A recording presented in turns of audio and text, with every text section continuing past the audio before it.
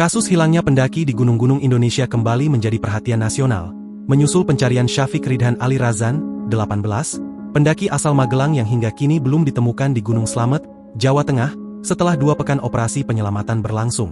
Di tengah keterbatasan medan dan cuaca, perhatian publik turut tertuju pada keterlibatan rival Altaf, bocah asal Cilacap yang dikenal luas sebagai anak indigo setelah sebelumnya viral disebut membantu tim SAR menemukan korban longsor di Cilacap dan Banjarnegara pada November 2025.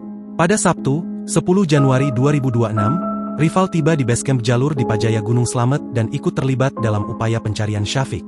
Informasi yang dibagikan akun komunitas pendaki Jejak Pendaki menyebutkan rival bersama 8 personel relawan bergerak menuju pos 5 sekitar pukul 16.30 waktu Indonesia Barat untuk melanjutkan pencarian.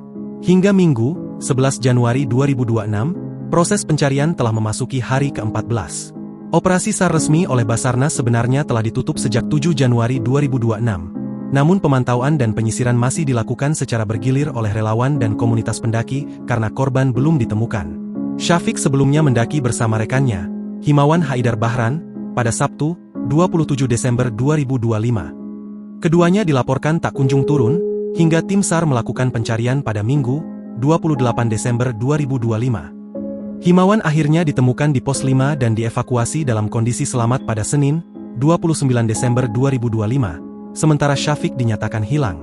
Kehadiran rival Altaf dalam operasi ini kembali memicu perdebatan publik di tingkat nasional tentang penggunaan klaim kemampuan supranatural dalam situasi darurat dan bencana. Rival dikenal publik setelah sejumlah media melaporkan dirinya membantu menunjuk titik lokasi korban longsor di Desa Cibeunying, Kecamatan Majenang, Kabupaten Cilacap, yang dinilai mempercepat proses evakuasi di tengah keterbatasan alat dan cuaca ekstrim.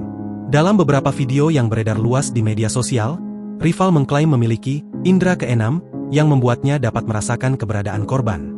Klaim tersebut membuat namanya dikenal secara nasional dan viral di platform seperti TikTok dan Instagram, sekaligus memunculkan kekhawatiran dari sebagian kalangan tentang potensi disinformasi dan risiko keselamatan bila klaim non-ilmiah memengaruhi keputusan di lapangan.